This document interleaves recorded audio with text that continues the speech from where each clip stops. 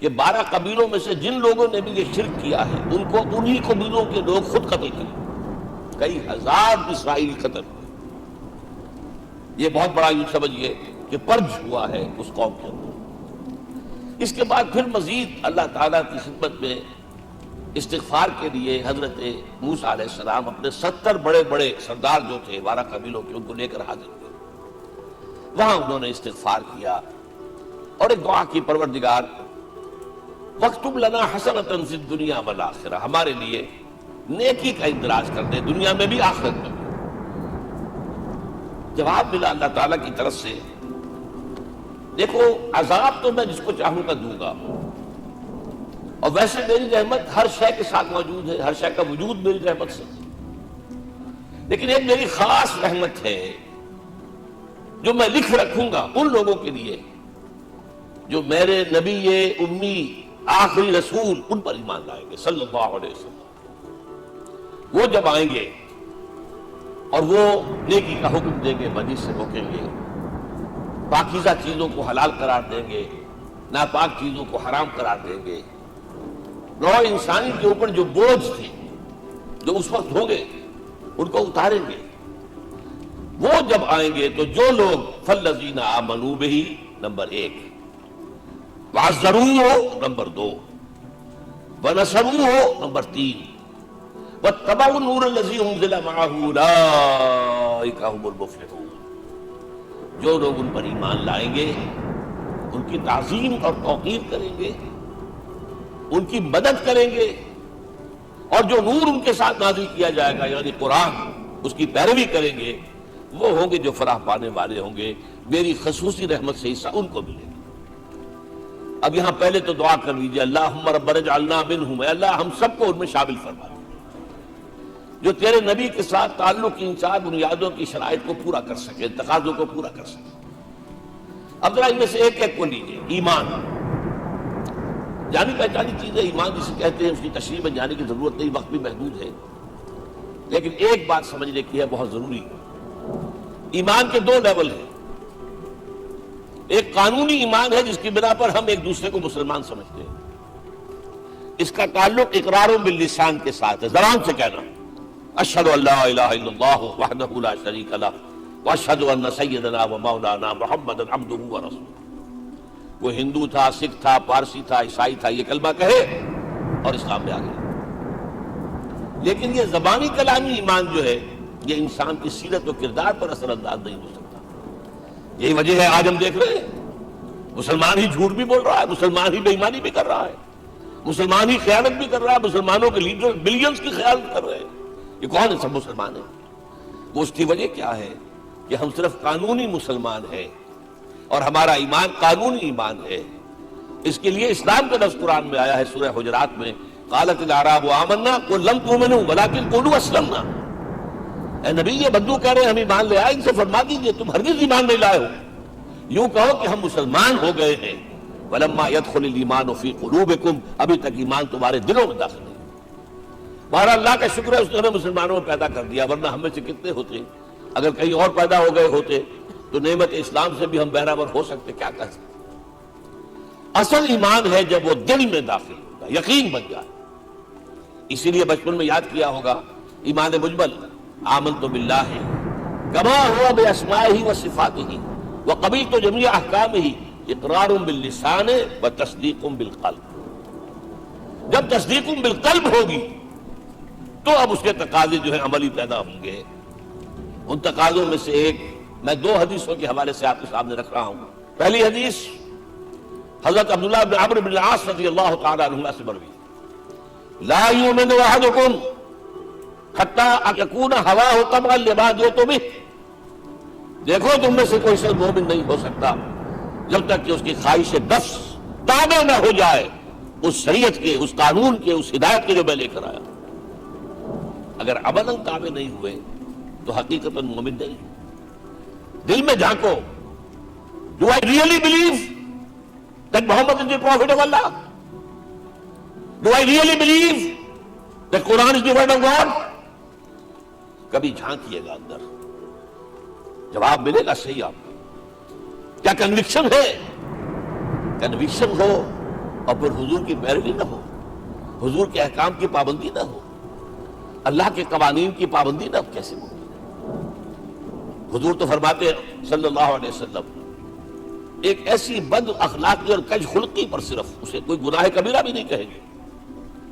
فرمایا ایک مرتبہ واللہ لا یؤمن واللہ لا یؤمن واللہ لا یؤمن، خدا کی قسم فلاں شخص مومن نہیں ہے، خدا کی قسم فلاں شخص مومن نہیں ہے، خدا کی قسم فلاں شخص مومن نہیں ہے. صحابہ کام گئے، کون بدبخت ہے جس کے بارے میں فرمایا جا رہا؟ پوچھا گیا من یا رسول اللہ. جواب سنیے اور اپنے غریب حالوں میں جھانکیے. وہ شخص الذی لا یامن جارہ بوائقہ، وہ شخص جس کی شرارتوں کی وجہ سے اس کا پڑوسی چین میں نہیں ہے، امن میں نہیں ہے، وہ مومن نہیں ہے، خدا کی قسم نہیں ہے، خدا کی قسم نہیں. کیسے علیحدہ کر لیں گے اس ایمان کو اعمال سے اور ایمان کو اخلاق سے؟ آگے چلیے، وہ جو حدیث حضرت ابو ہریرہ سے، اور یہ متفق علیہ ہے، صرف بخاری کی نہیں ہے، بخاری جمع مسلم. لا یؤمن احدکم حتی اکون احب الیہ من والدہ وولدہ والناس اجمعین. تم میں سے کوئی شخص مومن نہیں ہو سکتا جب تک کہ میں اسے محبوب تر نہ ہو جاؤں، اپنے باپ سے بھی، اپنے بیٹے سے بھی، اور تمام انسانوں سے. جھانک لیجیے دل میں صورتحال یہ ہے یا نہیں ہے. کیوں محبوب ہو جائیں؟ اس لیے کہ آپ کے ذریعے ہدایت ملی ہے، آپ کے ذریعے ہم اللہ سے جڑے ہیں. اور آپ کو معلوم ہے دنیا میں کوئی شاہ ہدایت نہیں، نعمت نہیں ہے جب تک کہ نعمت ہدایت نہ ہو. اگر صحت اچھی ہے، ہدایت نہیں ہے، تو بدماشیاں کریں گے، کیا کریں گے؟ آپ کو معلوم ہے صحت اچھی جو ہے کہ جا کے کھپے گی. اگر ہدایت نہیں ہے، اگر دولت ہے، ہدایت نہیں، کیا کریں گے؟ گلچھریں اڑائیں گے، عیاشیاں کریں گے، لوگوں پر اپنی دولت کا روب گاڑ لیں گے. اولاد ہے، ہدایت نہیں ہے، یہ اولاد سہان روح بھی بن جائے گی کہیں آپ کے لیے. کوئی شے نعمت نہیں ہے جب تک کہ نعمت ہدایت نہ ہو. اور ہدایت ہمیں ملی محمد رسول اللہ صلی اللہ علیہ وسلم کی. تو آپ سے بڑھ کر محبوب کون ہوگا؟ اس کے ضمن میں ایک بڑا پیارا واقعہ آتا ہے. حضرت عمر سے پوچھتے ہیں حضور ایک مرتبہ، عمر تمہیں مجھ سے کتنی محبت ہے؟ اندازہ کیجیے کہ اس قدر اپنائیت کسی سے ہوتی ہے تب یہ سوال ہوتا ہے. عمر تمہیں مجھ سے کتنی محبت ہے؟ عرض کیا حضور مجھے آپ دنیا کے ہر انسان سے زیادہ محبوب ہیں. فرمایا اور اپنی جان سے؟ ذرا سا توقف کیا، دل میں جھانکا. ہاں حضور اب میں یہ بھی کہتا ہوں کہ میری جان سے بھی زیادہ عزیز ہوں. آپ نے فرمایا الان عمر اب پہنچے ہو جو مقام ہے، اب درکار ہے، جو مطلوب ہے. تو محبت اس درجے کی، اطاعت اس درجے کی. اگر نہیں ہے تو ایمان نہیں ہے. ہاں قانونی ایمان ہے، اب مسلمان ہے، اللہ کا شکر ہے، بہت بڑا فضل. اب اگلے بات پر آئیے. الضروح، ان کی توقیر، ان کی تعظیم کرے. یہ تعظیم کس درجے میں؟ اب وقت بہت کم ہے، میں صرف آپ کو سورہ حجرات ہی سے مثال دے رہا ہوں. فرمایا گیا یا ایھا الذین آمنوا لا ترفعوا اصواتکم فوق صوت النبی ولا تجهروا له بالقول كجهر بعضكم لبعض ان تحبط اعمالكم وانتم لا تشعرون. اے ایمان والو، کبھی اپنی آواز کو حضور کی آواز سے بلند تر نہ کر دینا. کبھی جس طرح بلند آواز سے ایک دوسرے سے بات کرتے ہو ایسے نہ کر بیٹھنا، مبادا تمہارے سارے اعمال حبط ہو جائیں اور تمہیں پتہ بھی نہ چلے. تم تو کہو گے میں نے کوئی گناہ کبیرہ تو نہیں کیا، میں نے کوئی ڈاکہ نہیں ڈالا، چوری نہیں کی، کوئی زنا نہیں کیا، کوئی شراب نہیں پی. لیکن یہ سوء ادب، لا ترفعوا اصواتکم فوق صوت النبی ولا تجهروا له بالقول كجهر بعضكم لبعض ان تحبط اعمالكم وانتم لا تشعرون. یہاں ایک میں عملی بات بھی آپ کے سامنے رکھ دوں. صحابہ کے بارے میں تو بات سمجھ میں آ گئی کہ اپنی آوازیں پست رکھیں.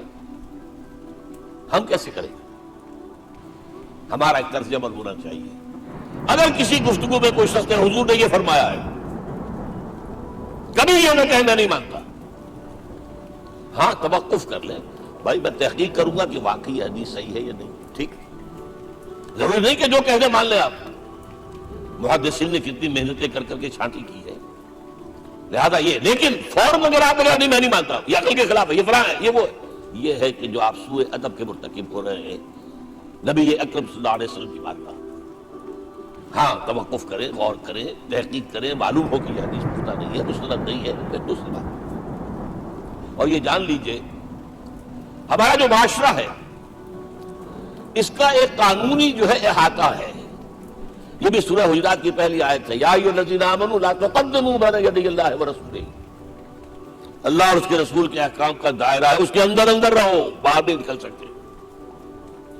لیکن اس دائرے کے اندر ایک مرکزی شخصیت جس کی دل آویزی, جس کا حسن سلوک, جس کا حسن کردار, جس کا حسن اخلاق مرکز بن جائے, تمام لوگوں کی جذباتی محبت کا مرکز بن جائے, اگر یہ نہیں ہوگا تو معاشرہ مضبوط نہیں ہوگا.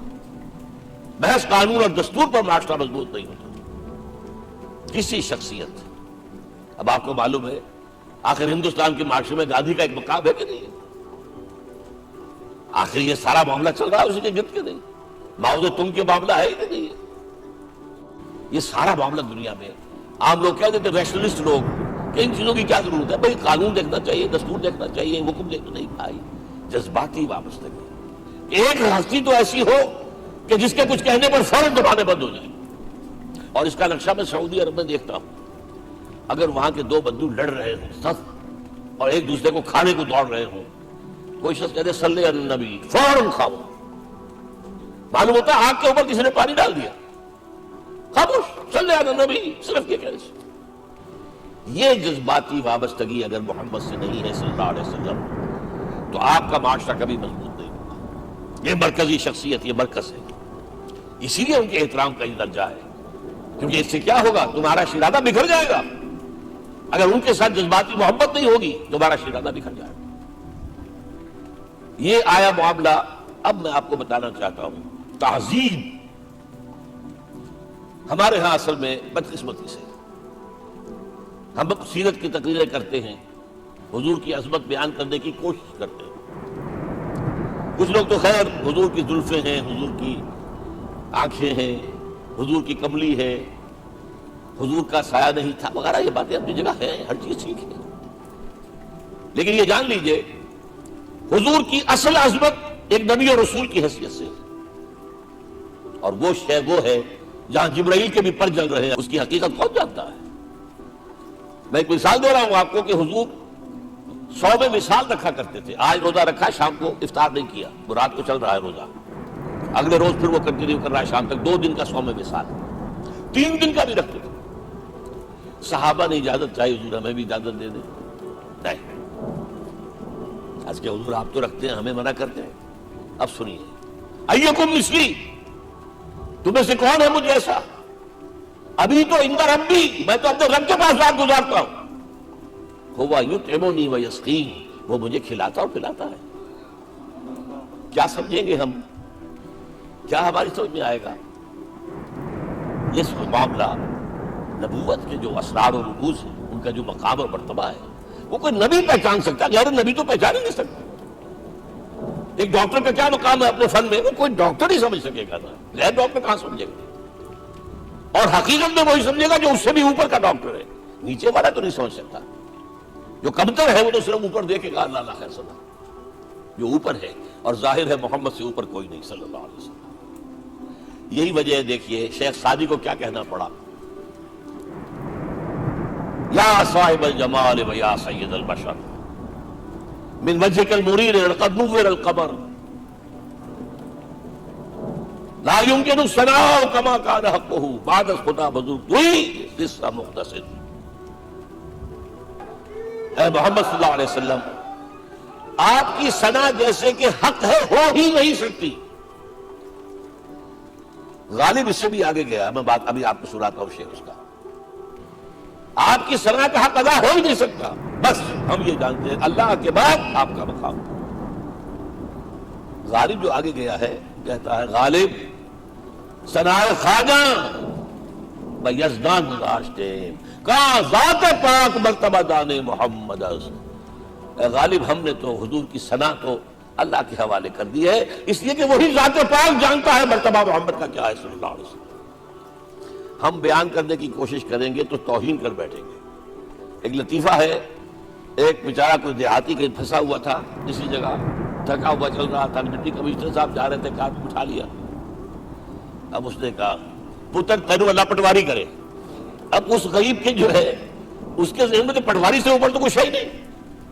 اس کے قلم سے جو ہے ادھر کا انتقال ادھر ہو گیا, ادھر کی زمین ادھر چلی گئی.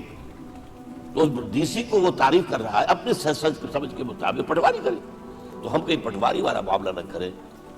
ہاں ایک پہلو ایسا ہے جس کے حوالے سے حضور کی عظمت ہماری سمجھ میں آئے گی. حضور ایک انسان کی حیثیت سے کیا تھا, ایک باپ کی حیثیت سے آپ کا کیا طرز عمل تھا. ذرا یاد کیجئے, جگر گوشہ رسول حضرت فاطمہ بطول رضی اللہ تعالیٰ عنہ وہ حاضر ہوتی ہے, ابا جان دیکھیے چکی پیس پیس کر یہ گھٹے پڑ گئے میرے ہاتھ میں, یہ کنویں سے پانی لاتی ہوں, مشکل دیکھیے یہاں پر بندیاں پڑ گئی. حضور اب تو عام لوگوں پر بھی آسانیاں ہیں, لوگوں کے ہاں غلام آ گئے ہیں, کنیزیں آ گئی ہیں, مال و دولت آ گئی ہے. مجھے بھی کوئی غلام کنیز نہ ہو.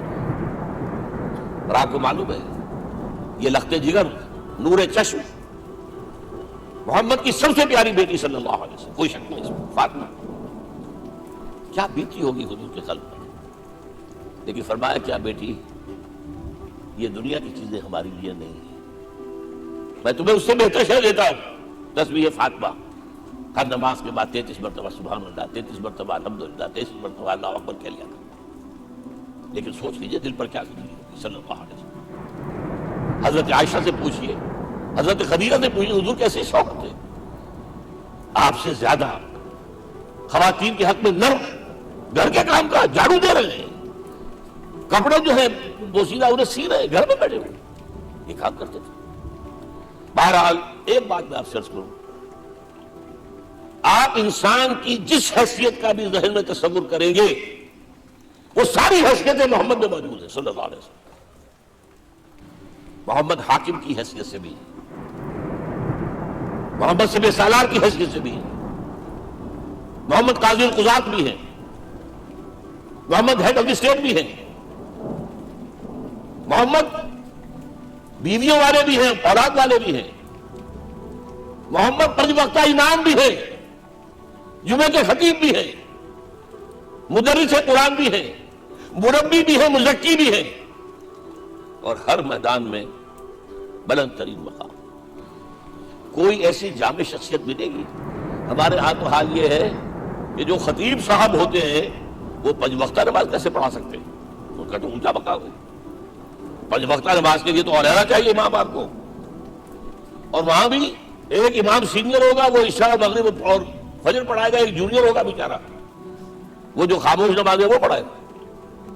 پنج وقتہ نماز پڑھا رہے محمد صلی اللہ علیہ وسلم, اور خطیب بھی ہوئی, مربی بھی ہوئی, مزکی بھی ہوئی.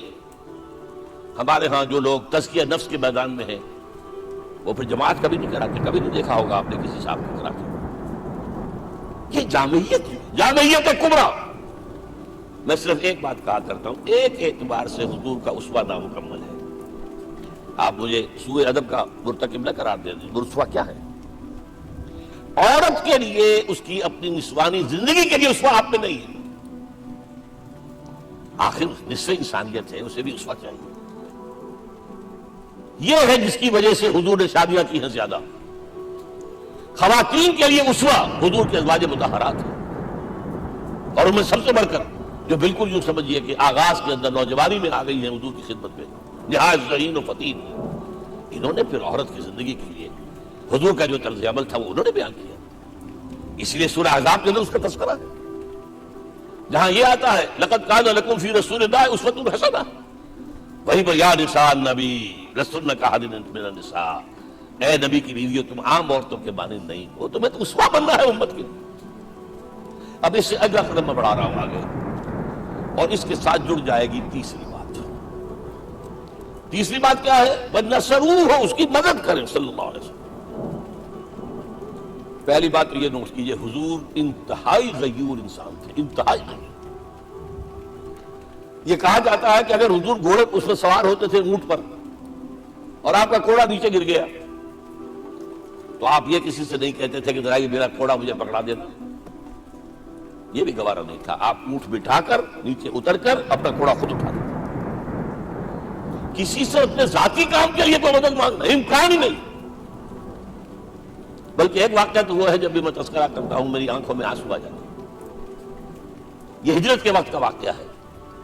آپ کو معلوم ہے حضور نے تمام مسلمانوں کو مکے سے جانے کی اجازت دی، چلے جاؤ مدینے، چلے جاؤ مدینے، آپ خود تھے موجود، اس لیے کہ رسول اپنے مقام کو نہیں چھوڑ سکتا وداؤٹ ایکسپریس پرمیشن فرام اللہ سبحانہ و تعالی۔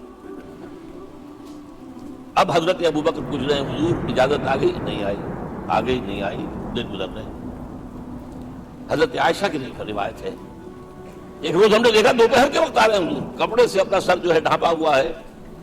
عرب میں دوپہر کے وقت وزٹ کرنا جو ہے یہ ان کے خلاف دستور ہے، ان کی تہذیب کے خلاف ہے، یہ قیلولے کا وقت ہوتا ہے۔ تو حیران ہوئے، آتے ہی فرمایا ابوبکر ہجرت کی اجازت ہو گئی۔ اب انتہائی خوشی سے اور بڑی امید میں کہ بڑی شاباش ملے گی، حضرت ابوبکر فرماتے ہیں، عرض کرتے ہیں حضور میں نے 2 اونٹیاں تیار کر رکھی ہیں، خوب کھلا پلا کے انہیں فرما کیا ہوا ہے، یہ ہجرت میں ہمارے کام آئے گی۔